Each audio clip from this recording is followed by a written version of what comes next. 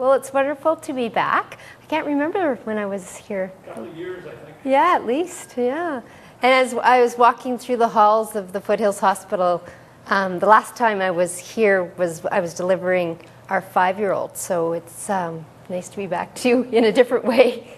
18 years ago, I worked at the Foothills Hospital in dietetics, and since that time, nutrition has really taken a journey. It's very interesting to see, even from a short period of time to now, how much the science of nutrition is ever changing and how much we're learning on a daily basis. And it's exciting as a dietitian, but also as an educator to the public and to my family, being a mom, just learning so much about food and the power of food and how wonderful it can be to go on this journey to nourish our body and prevent different disease states. So today tonight we talk about foods that really can help us fight cancer, but also other diseases. We really want to look at eating well so we can stay well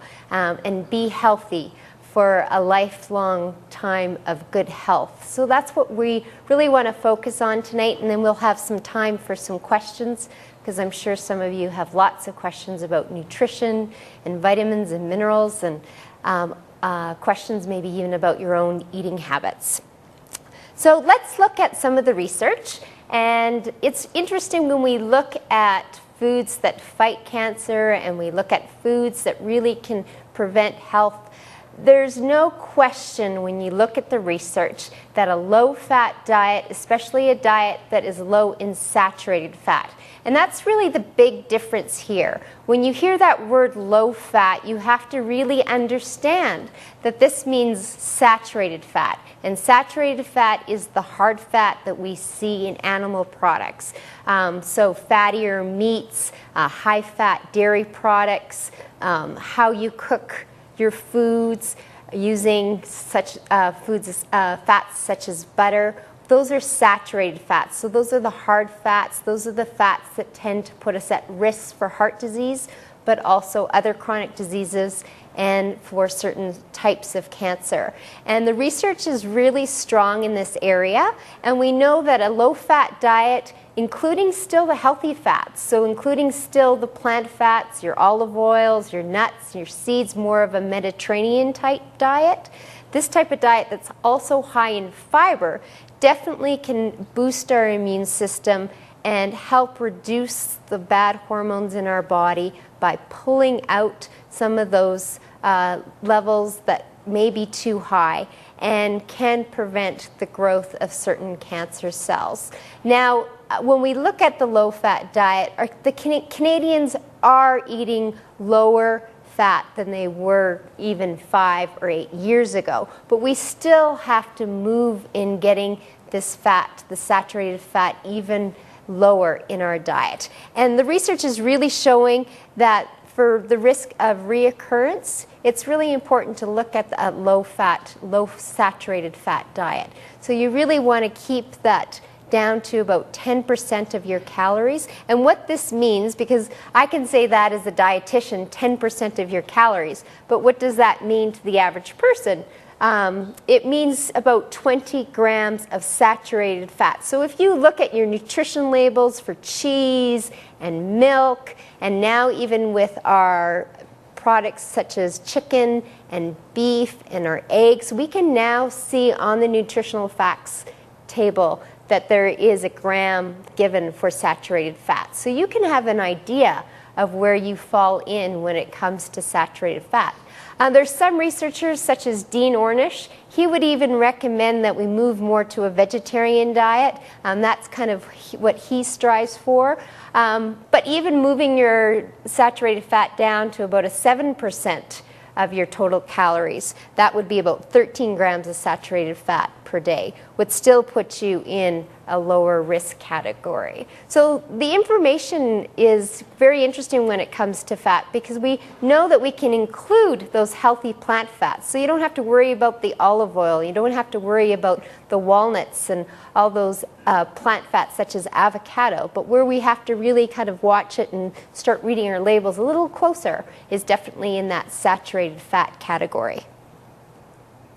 I don't know if you've seen the new book by Dr. Neil Bernard, but this is a wonderful resource, and it's written by Dr. Bernard, and he's been well known when it comes to looking at nutrition for preventative medicine.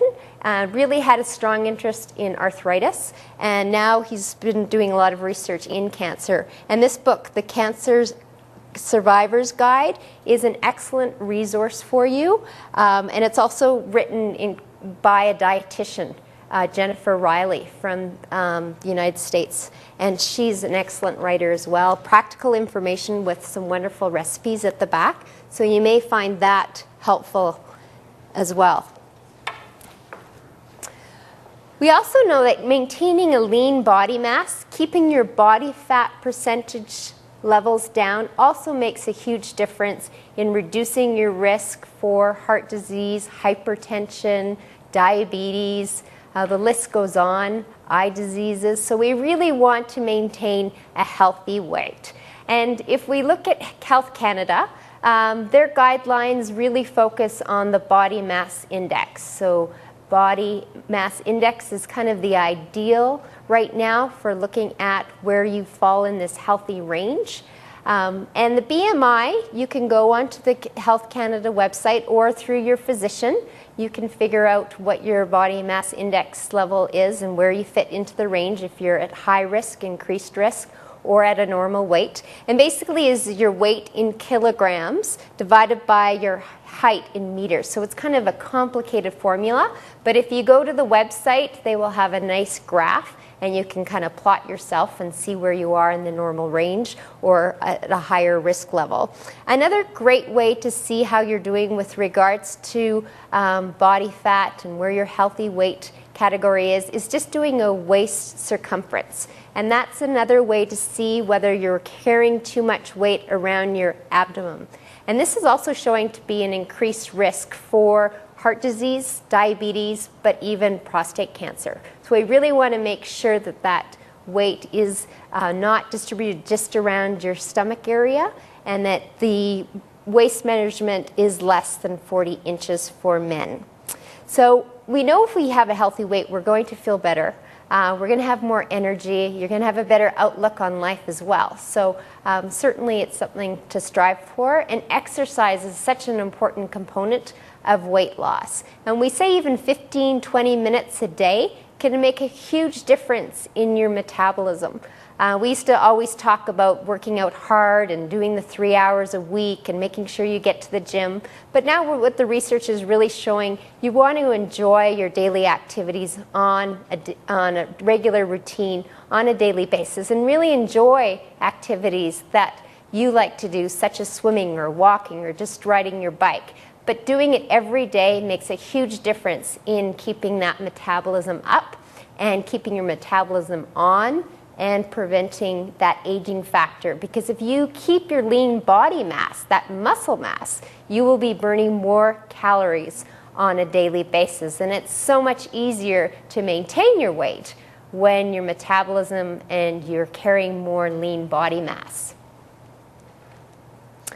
So when we look at the diet and nutrition when it comes to reducing our risk for prostate cancer and other cancers such as breast cancer, colon cancer, the research is just overwhelming when it comes to vegetables and fruits. There's no magic bullet when it comes to preventing cancer or making sure we're better cancer fighters or making sure we're preventing reoccurrence.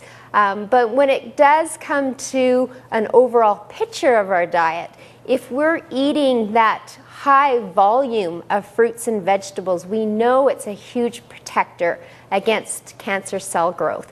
Fruits and vegetables are almost like a shield.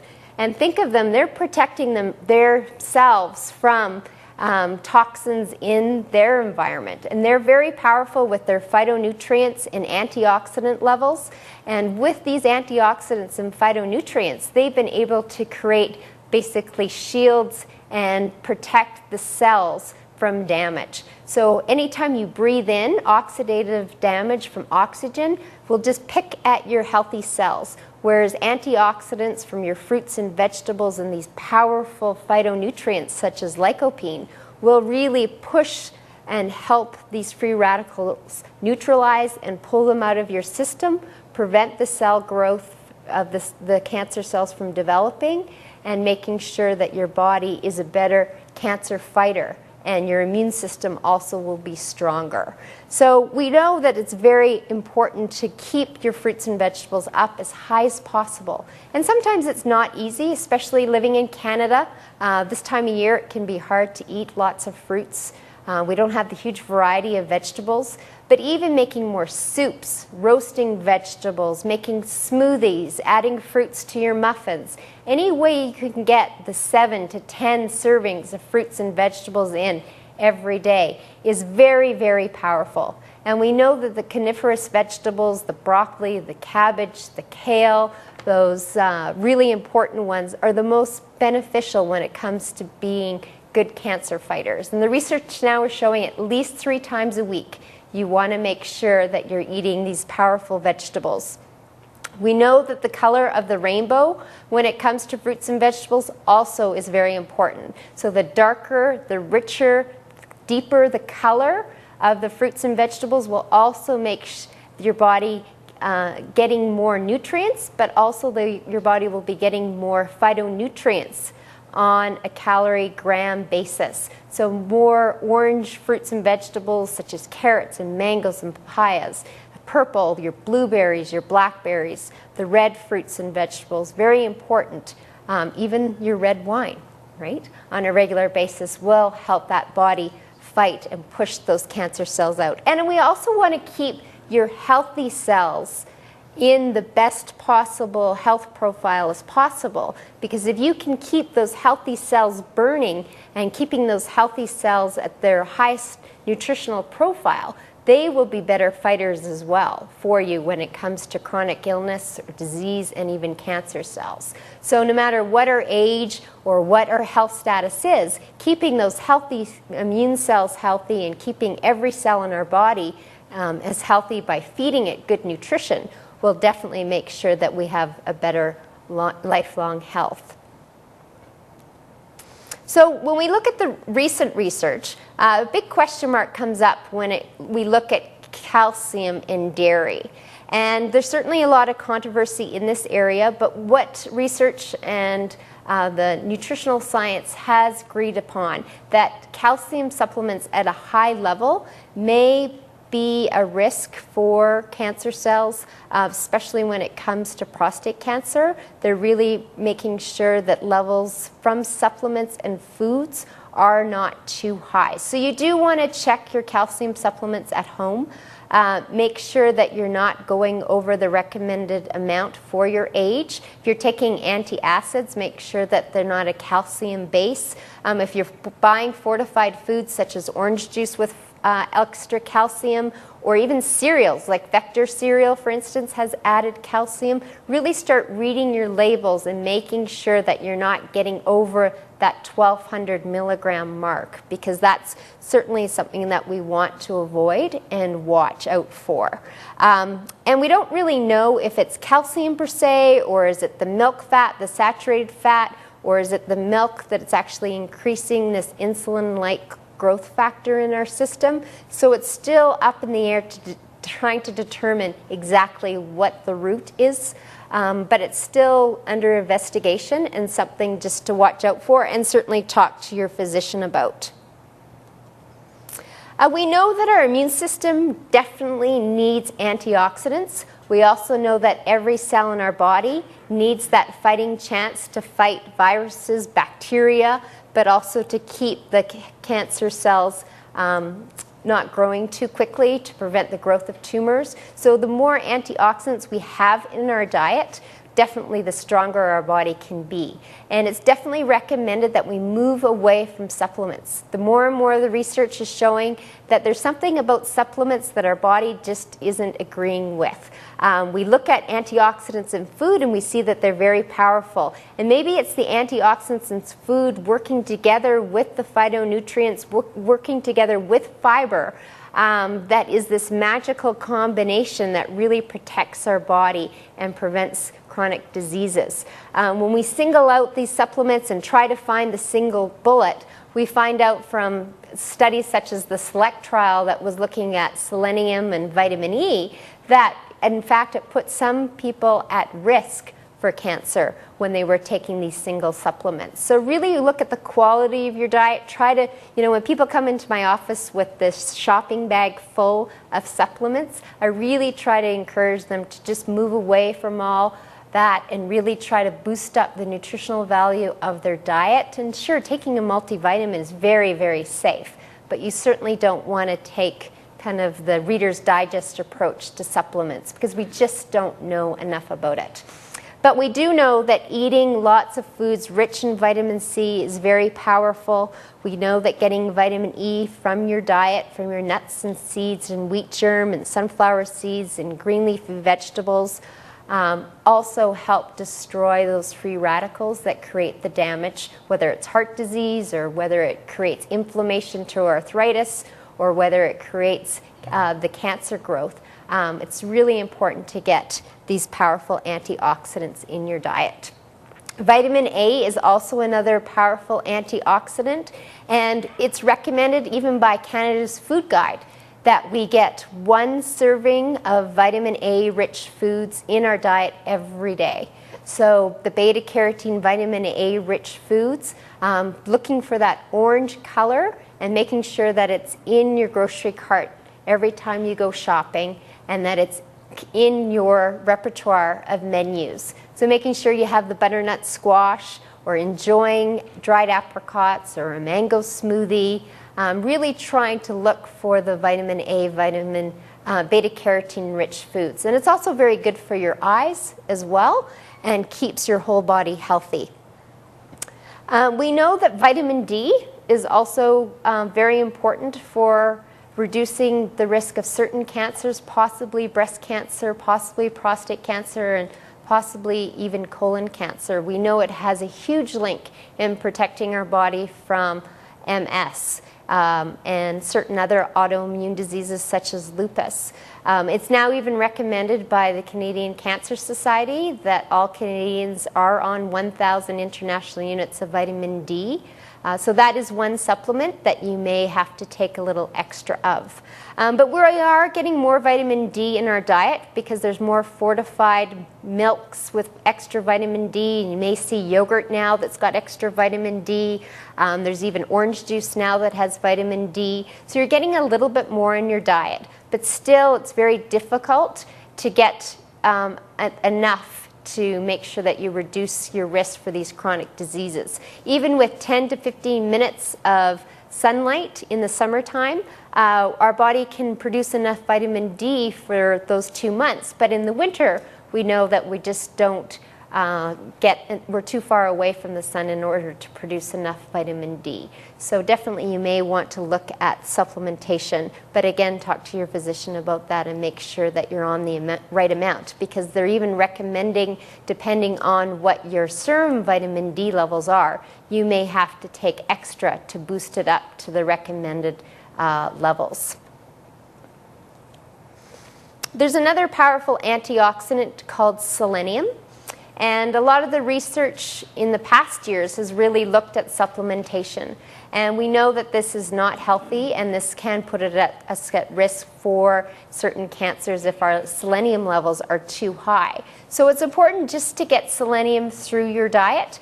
There's lots of research on selenium and how it really strengthens our immune system, and this is very powerful. But if you're eating a wide variety of foods, you should be getting enough selenium in your diet, as well as your multivitamin will also provide you with enough selenium.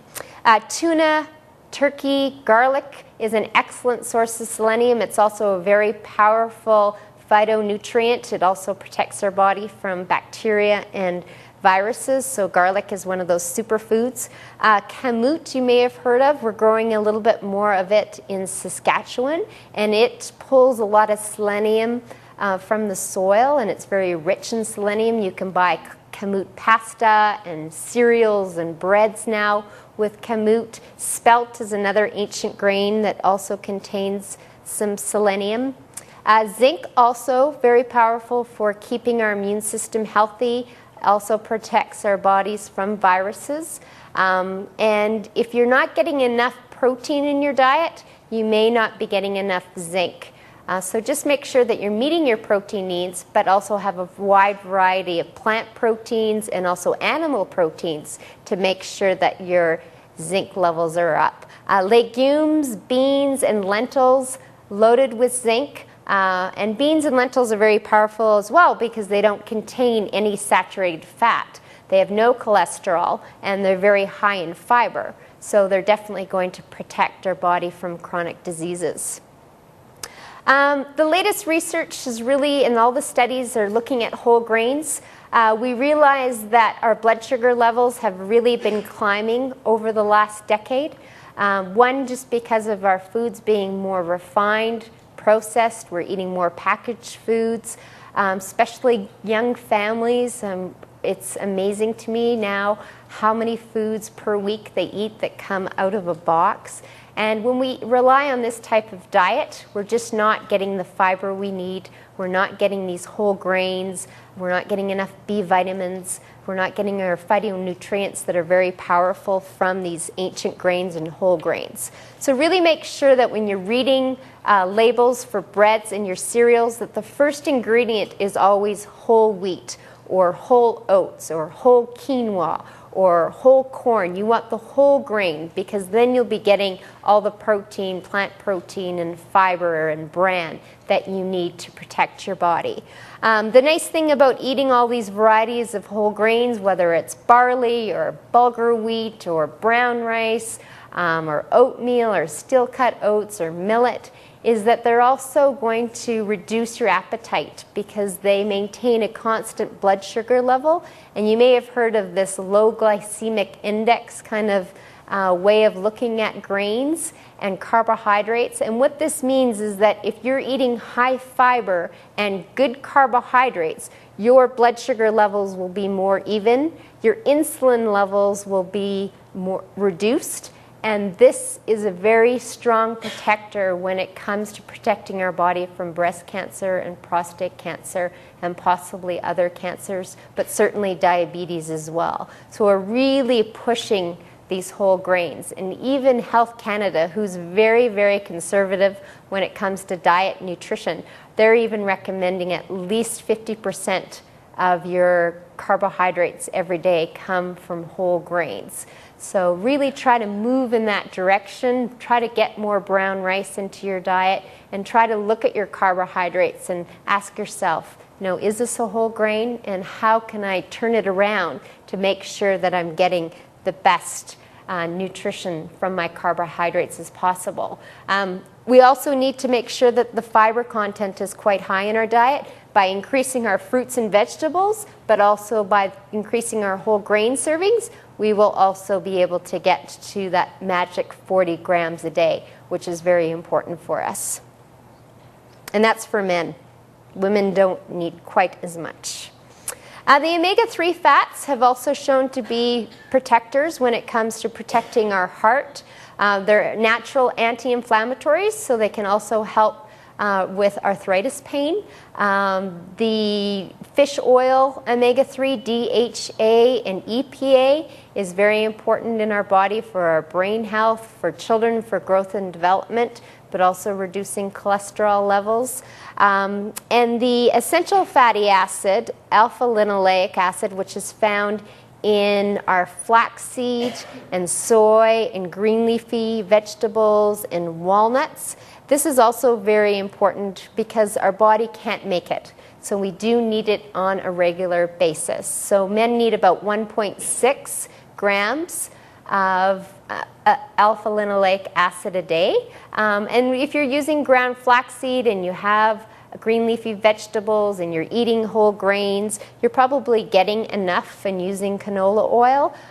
There has been some research that too much of this alpha-linoleic omega-3 could be a risk factor for pushing cancer cells in the wrong direction in certain prostate cancers. But again, the research is still controversial, but it is recommended that you do not take more than 1 tablespoon of ground flax in a day. And that's even recommended for across the board these days for other chronic diseases as well. So really make sure that you kind of keep the ground flax just at a tablespoon a day, because it can interrupt with hormone levels, and depending on what hormones you're taking or not taking, it's important to recognize that they are powerful when it comes to these hormone levels. Soy, the same thing. Still up in the air whether it's a protector or not a protector, or I think it is a protector in some cases, and then other certain types of prostate cancer and breast cancer, it's not beneficial. So this is where the research kind of divides, and it's very hard to determine. But again, if you're eating these omega-3s in your diet, you really don't have to worry about. Where people get into trouble is when they over-supplement. And we've certainly all heard about lycopene, probably the most powerful phytonutrient, phytochemical when it comes to reducing our risk for prostate cancer.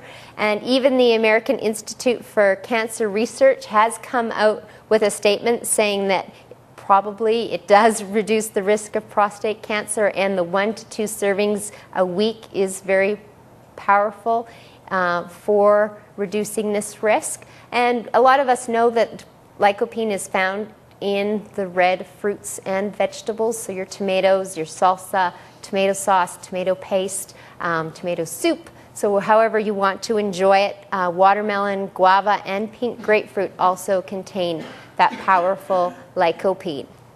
So whether you have your prostate or not, the lycopene is still going to be beneficial for you because it is a powerful nutrient. One of the strongest nutrients and antioxidants that we know of, even through centuries of health research, and if you look at the China study, green tea with its powerful ability to soak up free radicals, make our system less acidic and more alkaline, is amazing. And what we're showing is that if you steep the green tea for 8 to 10 minutes, you're really going to boost those polyphenol compounds that are protecting your body from cancer and heart disease and other chronic diseases. So you really have to steep your tea. Make sure it's loose tea. And the Japanese tea versus the Chinese tea is really the variety you also want to look for. 4 cups a day is kind of recommended in order to boost this antioxidant level up in your system. And you don't have to technically worry about the caffeine in green tea. You can buy decaffeinated green tea if you're concerned about the caffeine, but it's usually around 35 milligrams of caffeine per cup, whereas your cup of coffee is about 130 to 180 milligrams, so significantly less when it comes to caffeine levels. I mean, I wouldn't have a cup of green tea just before bed, because even 35 milligrams might stimulate your system and energy, but definitely during the day, it shouldn't be a problem. And one of the last foods I want to focus on is definitely another superfood, which are our legumes. And again, back to being high fiber, contains no saturated fat, is a wonderful plant protein, and again, it aids in satiety and decreasing our appetite. When you look at the DASH diet, which is the dietary approach to stopping hypertension, when you look at Dr. Neil Bernard's book, when he talks about how to prevent all cancers and chronic diseases and moving more to a vegetarian diet, it all is around this whole food group of introducing the beans and the lentils into our diet. And as Canadians, we don't do that very well, and we really have to start getting back to adding those wonderful amino acids that are cheap. They're easy to cook. If you buy the canned varieties, just buy the ones that are low in sodium. Typically, they're already cooked, so all you have to do is just add them to your stir fry, your soup, or your salad. It's recommended that we move more to a meatless meal at least 3 or 4 times a week, and you may want to do that at lunch. I mean, that's a great time to just have soup and a salad or enjoy those beans. It can be hard to digest them at first, there's no question about that, because they are a little gassier, but just start at a very small volume, about a half a cup.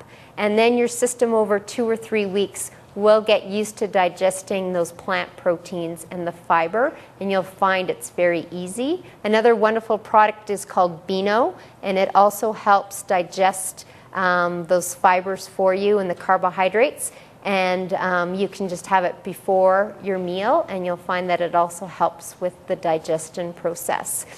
Look for recipes that contain more beans. Even if you reduce the chicken or the red meat or the eggs in your diet and poultry and try to incorporate more of the beans in, it will also make a huge difference because you're adding that huge protector that will prevent your body from breaking down and give it that other shield that it needs to fight off these diseases.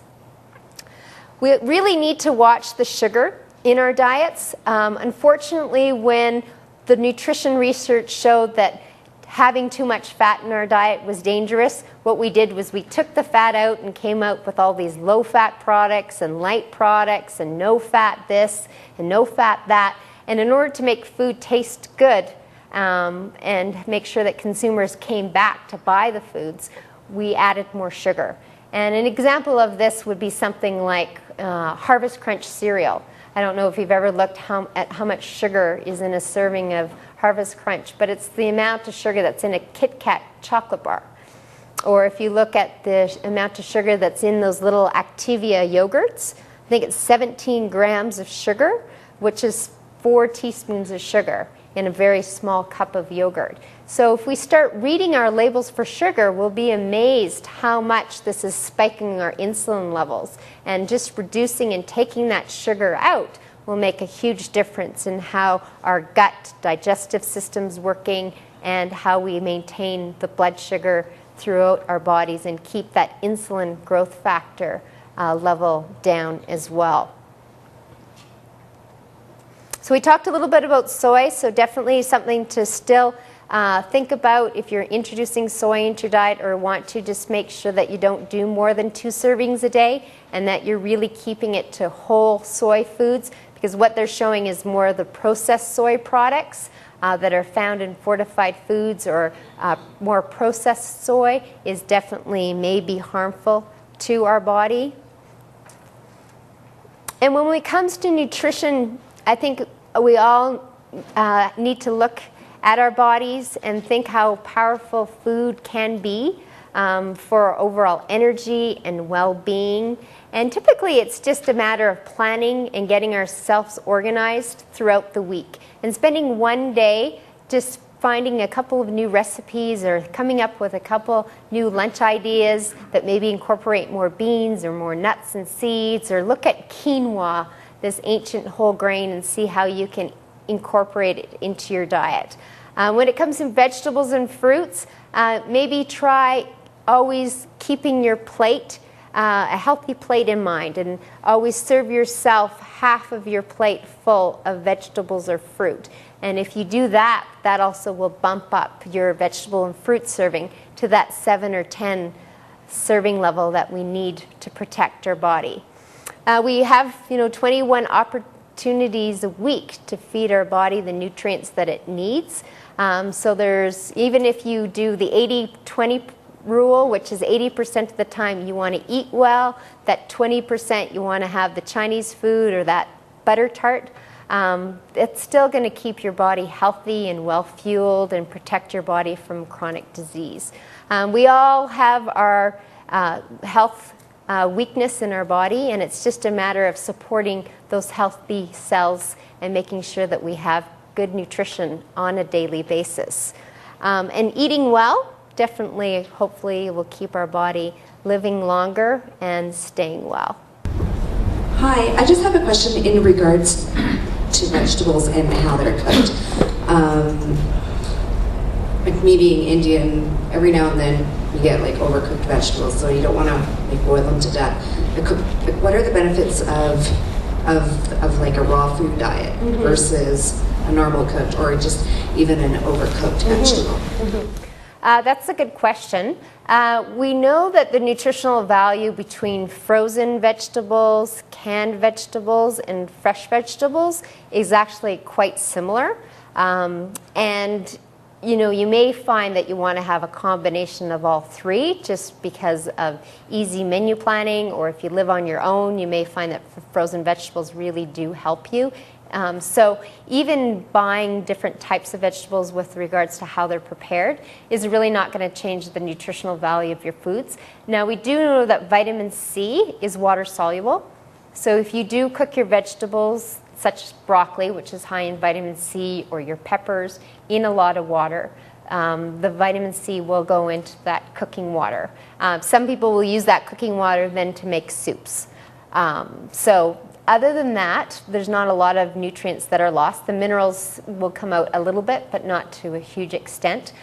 Your fat-soluble vitamins, such as vitamin A, it definitely is absorbed better when they are cooked, and we know that even from lycopene. When you have cooked tomato products, it's 10 times more effective, or even more than that, than if you had a raw tomato. So it's the cooked variety that will release some of these phytonutrients and release the vitamin A, and then if you add even a little bit more fat, that will even help absorption.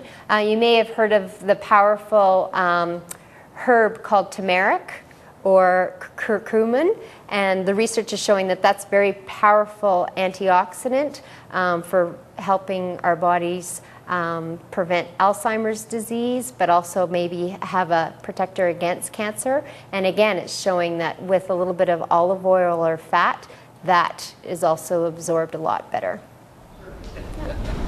Go for it. Hi, what are your thoughts on organic versus non-organic? I've tasted both, and they both taste the same. The question about organic versus non-organic, you really have to look at the nutritional value of foods.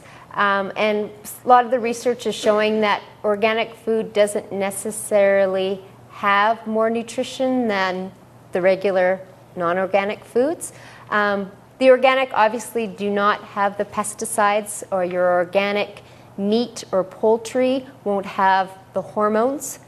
So that's where you may want to go more organic when it comes to these hormone levels of beef, of poultry, and try to find farmers, or go to the market to find organic beef, organic chicken, and eggs.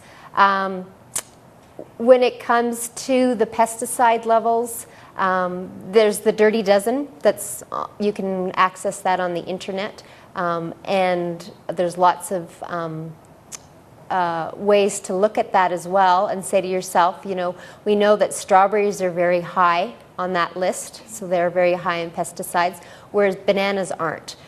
So maybe you decide to yourself, well, you look at the Dirty Dozen, there's romaine and strawberries and celery. Those are 3 foods that are on that list and you eat a lot of. So you may decide those 3 foods I'm going to buy organic, and I'm really not going to worry about the rest because they're the highest level. Another way to look at it is say to yourself is, if I can buy more local, or if I can buy foods that are in season, then also I will be doing better for my environment, and hopefully that also will reduce the pesticide level and maybe increase the nutritional value of my foods, because they won't be picked green. They will be picked at their maturity level, so that hopefully they will have more antioxidants in them. So it's a difficult question, but you just have to kind of weigh the pros and cons for yourself and kind of determine what's best for you, because there are no right answers right now. Yeah. Anybody else? Hands up. Okay, down up there. Mr. Diggs. That's good. Yes, 2 quick ones. Yes. Several years ago, I was having some stomach problems, and it was recommended by a doctor that I get onto probiotic yogurt. And I have to admit that since that time, I've had I know stomach problems, but you scared me when you said there's a bunch of sugar in it, because the one I'm taking is Activia. What do you feel about that? And the second one is, how do you feel about adding fish oil to the diet? Your first question about the probiotics. Probiotics definitely help that digestive tract. And when we've been on antibiotics, or we've been on steroids, or we've been taking a lot of anti-inflammatories, or you've got the stomach flu, it can really interrupt your digestive flora in your system. So there's no question that getting the probiotics through capsules or the yogurts now that are out there with extra acidophilus and bifidus will definitely help our stomach. But there's lots of brands out there that have high levels of probiotics but don't have the sugar. One example is Astro BioBest. Another thing I would recommend is always buy the plain or the natural product. You can always add your own brown sugar or maple syrup or honey or berries or applesauce or cinnamon. You'll never, believe me, you will never add those 20 grams of sugar that they add to their oatmeal or they add to their yogurt. You won't go that high. You're always better to sweeten it on your own, and you'll definitely be that much further ahead when it comes to nutrition. The second question about fish oils, we need about 500 milligrams to 1,000 milligrams of DHA EPA, which is your fish oils, per day. And that's recommended by the American Heart Association. You may need more depending on your cholesterol levels, etc. Having it with, if you have fish 3 times a week, you don't necessarily need to supplement. If you're not getting fish in 3 times a week, then it is recommended that you take that 500 milligram capsule a day. And the key with that is to look for a supplement that's anchovy sardine based, because the smaller fish will have less toxins in them.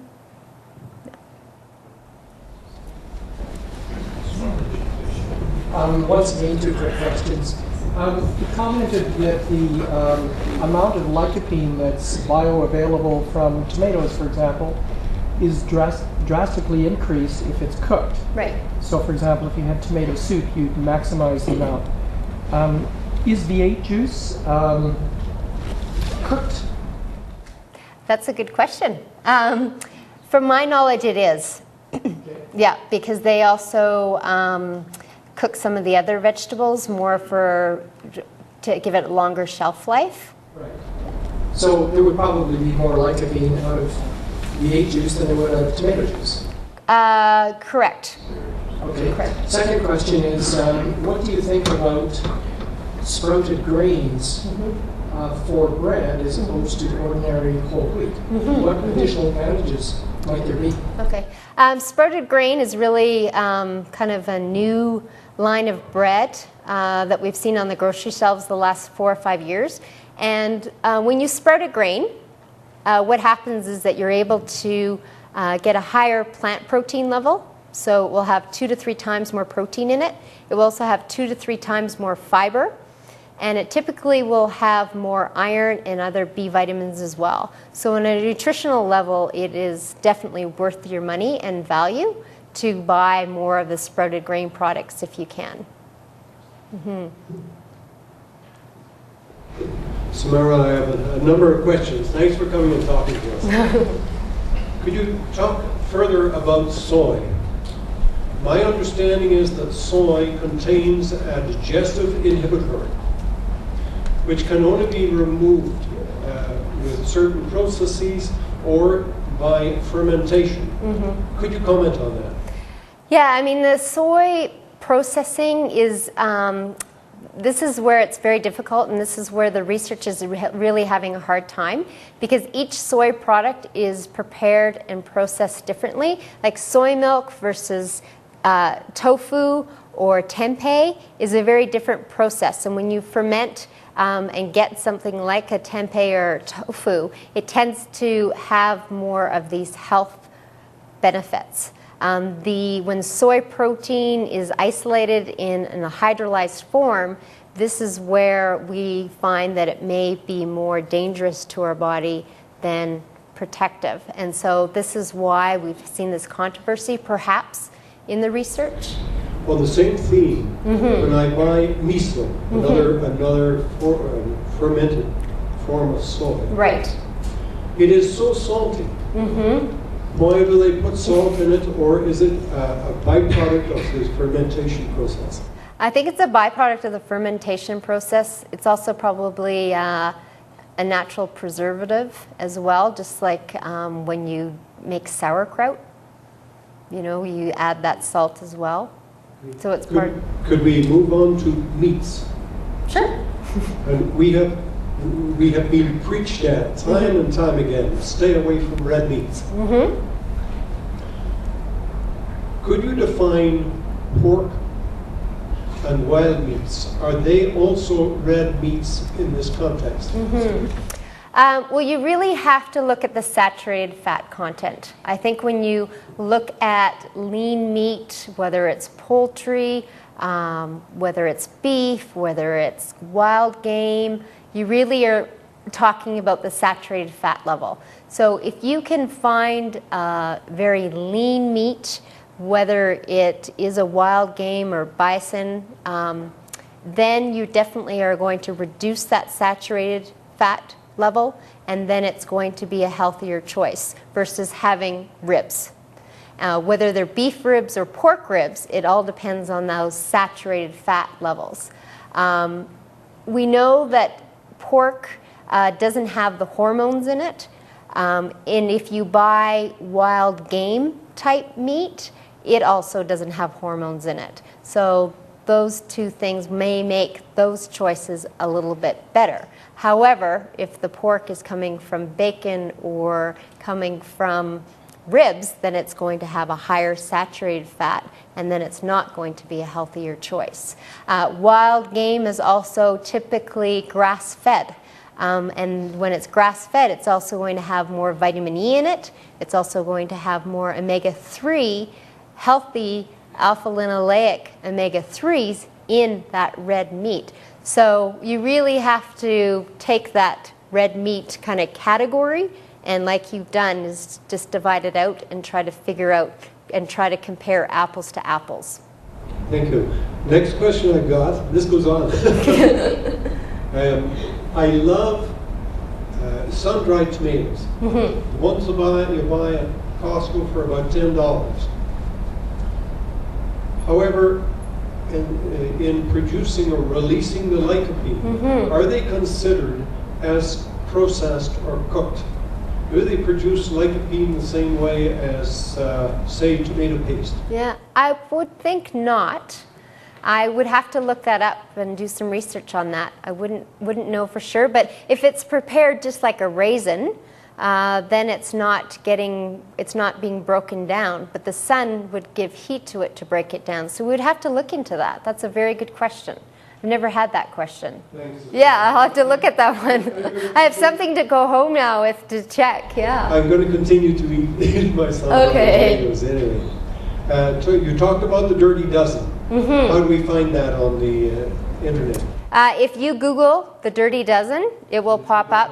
Yeah, there's also, it slipped my mind, I can send the email to Bob, but there is a company or agency, the Environmental something Consumer Protection, they have a website, and they're always constantly playing around with those Dirty Dozen. I think it's easier to Google it. Yeah. And my final question, I looked with a certain amount of horror at you recommending to eat Tums. Oh, no. To obtain your calcium. No, yes, unfortunately, yeah, I didn't explain that very well. What I was saying is that too high calcium levels, we really have to watch. And whether it's coming from food or supplements or your Tums, you have to make sure that you're not getting those high calcium levels. So some people are taking Tums not even realizing that they have calcium in them. So I just want you to start reading your labels and recognize that. However, Tums is not a good source of calcium. No, it's coming from calcium carbonate. It's not a good source of calcium, no. But I just want people to be aware that those antacids and even other medications can contain calcium.